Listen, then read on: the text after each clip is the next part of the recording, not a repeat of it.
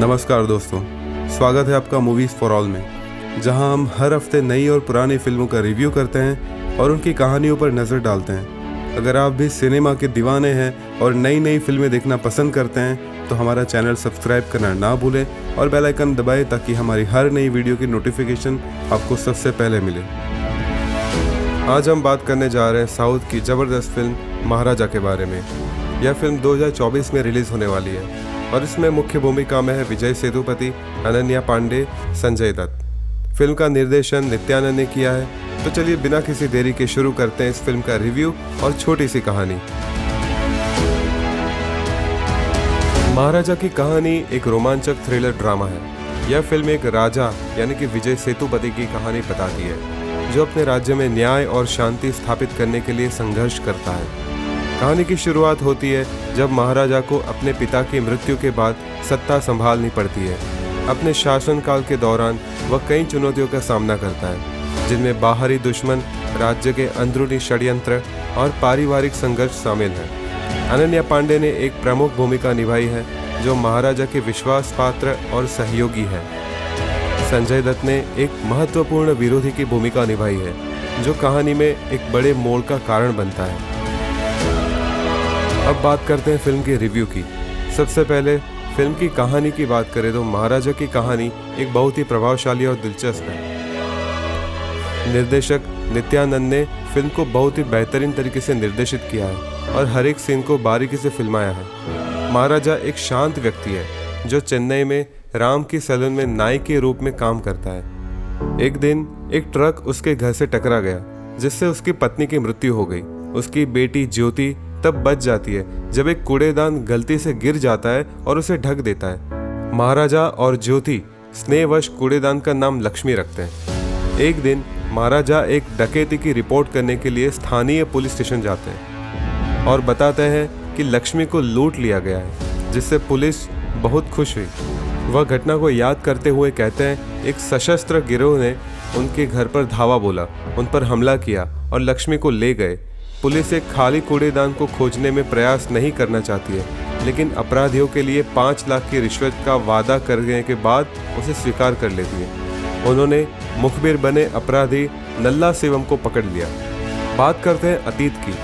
सेल्वम और सबरी की जोड़ी है, जो घरों पर छापा मारती है, महिलाओं से बलात्कार करती है और पीड़ितों को मार देती है। एक दिन सबरी सेल्वम को बताती है कि उनके अपराध अखबार में है। फोन पर बातचीत के दौरान सेल्वम दाढ़ी काटने के लिए राम की सैलून में होता है और उसे संदेह होता है कि महाराजा ने सुन लिया है। वह चला जाता है, लेकिन सैलून में एक सोने की चेन भूल जाता है, जिसे वह अपनी बेटी अम्मू को उपहार में देना चाहता है। महाराजा इसे वापस करने के लिए सेल्वम के घर जाते हैं, लेकिन उसी समय पुलिस आ जाती है। उन्होंने सबरी को गोली मार दी और सेल्वम को गिरफ्तार कर लिया, जो मानता है कि महाराजा ने उसे धोखा दिया था। वर्तमान में धन्ना नाम का एक अपराधी एक कार गैरेज में काम करता है। महाराजा ने उसे एक बार लड़ाई करते हुए देखा। इस बीच नल्ला सेवम अपराधी के रूप में कार्य करने के लिए सहमत हो गया, ताकि मामले को हल किया जा सके। पुलिस ने महाराजा को फोन पर घटना दोबारा बताने के लिए कहा, ताकि नल्ला सेवम तदनुसार कार्यवाही कर सके। महाराजा घटना को याद करते हैं, लेकिन फ्लैशबैक वास्तविक घटना को दर्शाता है, जिससे पता चलता है कि यह घटना उनके साथ नहीं बल्कि ज्योति के साथ घटी थी। ज्योति काम पर रहते हुए खेल शिविर से घर लौटा था। सेल्वम, धाना और नल्ला सेवम नाम के 3 लोग उसे मारने के लिए घर में हैं। सेल्वम को अभी भी विश्वास है कि 14 साल पहले उसने उसे धोखा दिया था और बदला लेने की कसम खाई थी, लेकिन महाराजा घर पर नहीं है। इसके बजाय उन्होंने ज्योति पर शारीरिक हमला किया और नल्ला सेवम और धाना ने उसके साथ कई बार बलात्कार किया। ज्योति अस्पताल में भर्ती है। घर वापस धाना की एक गिरी हुई रसीद महाराजा को उपरोक्त बाद लड़ाई की ओर ले जाती है, जिसमें धाना था। धाना को पता चलता है कि महाराजा द्वारा उसे सिर काटने से पहले उसका एक साथी पुलिस स्टेशन के अंदर ही है। ऐसा तब होता है जब वो पुलिस स्टेशन जाता है, जैसे कि शुरुआत में दिखाया गया है, और एक कहानी गढ़ता है कि कैसे उसका कूड़ेदान चोरी हो गया। वर्तमान में इंस्पेक्टर वरदराजन और उनकी टीम नल्ला सेवम को, जो अब घबराया हुआ है, कूड़ादान लौटाने के लिए महाराजा को घर ले जाती है। तब वरदराजन ने खुलासा किया कि उनकी टीम ने धाना की मौत की जांच के दौरान ज्योति के बलात्कार में नल्ला सेवम की संलिप्तता का पता लगाया था। इस प्रकार उन्होंने उसे सतर्क न्याय के लिए महाराजा के पास लाने की चाल को अंजाम दिया, जिससे महाराजा को उसे दंडित करने की स्वतंत्रता मिल गई। महाराजा ने उसे मार डाला, लेकिन यह पता लगाने से पहले कि तीसरा साथी कौन है। वह निर्माण स्थल पहुंचता है जहां सेल्वम काम करता है, उसे अक्षम कर देता है और ज्योति को उसकी इच्छा के अनुसार अपने पास ले आता है। ज्योति ने उसके चेहरे पर गहनों का एक बैग फेंक दिया, ये मानते हुए कि वह इसके लिए उनके घर आया था।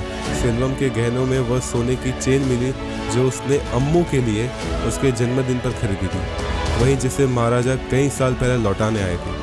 शुरुआत में जब महाराजा की पत्नी की मृत्यु हुई तब का पूरा दृश्य अधिक संदर्भ के साथ सामने आया है। सेल्वम की गिरफ्तारी के बाद महाराजा, उनकी पत्नी और बच्चा चेन वापस करने के लिए सेल्वम की पत्नी कोकिला के नए घर आए थे।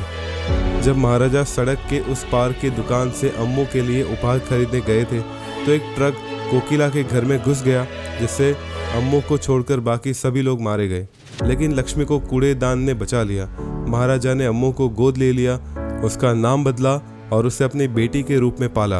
वर्तमान में सेल्वम ज्योति के कंधे पर एक निशान दिखता है, ठीक उसी तरह जैसे बेबी अम्मू पर था, और उससे एहसास होता है कि वह अनजाने में अपनी ही बेटी के बलात्कार और हमले में शामिल था।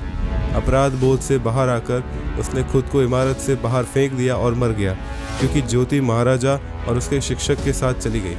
अभिनय की बात करें तो विजय सेतुपति ने महाराजा की किरदार में जान डाल दी है। उनकी शारीरिक भाषा, संवाद, अदायगी और भावनात्मक दृश्य में उनका परफॉर्मेंस शानदार है।